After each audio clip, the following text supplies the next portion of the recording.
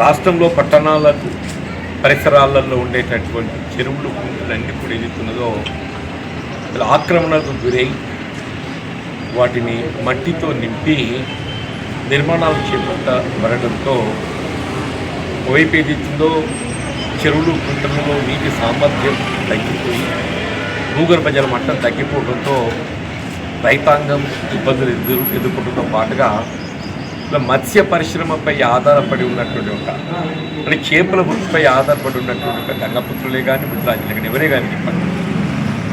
వారి వృత్తి కూడా విఘాతం కలుగుతుందని చెప్పక తప్పదు.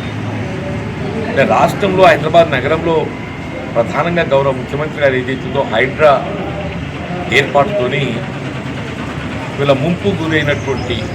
ఈ చెరువులు కుంటలన్నింటినీ కూడా తిరిగి పునరుద్ధరింప చేయడానికి ప్రత్యేక కార్యక్రమం చేపట్టారు. అట్లాగే వీళ్ళ రాష్ట్రంలోని ఇతర ప్రాంతాలలో ఉండేటువంటి ఒక పట్టణాల వేవే కానీ ఆ పరిసరాలలో ఉండేటువంటి చెరువులు కుంటలు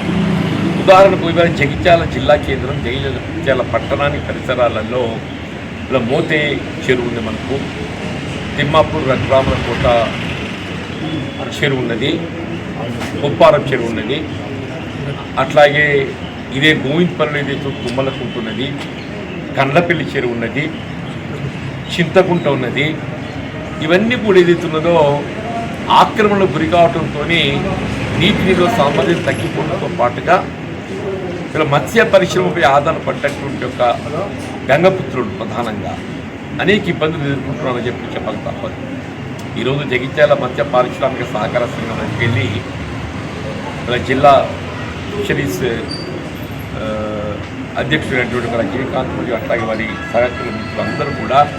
ప్రజావాణిలో గౌరవ జిల్లా కలెక్టర్ గారికి జగిత్యాల పట్టణ పరిసరాలలో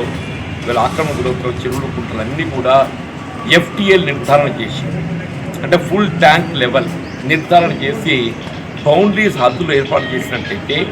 ఈలోపు ఎవరు కూడా దాన్ని ఆక్రమించకుండా చర్యలు చేపట్టడానికి అవకాశం ఉంది. ఎక్కడైనా ఆక్రమణకు గురైన కానీ ఏదైతుందో అదంతా తొలగింపచ్చా, ఇక్కడ ఆక్రమణకు గురైన కానీ తొలగింపచ్చా ఆ విధమైన చర్యలు చేపట్టే విధంగా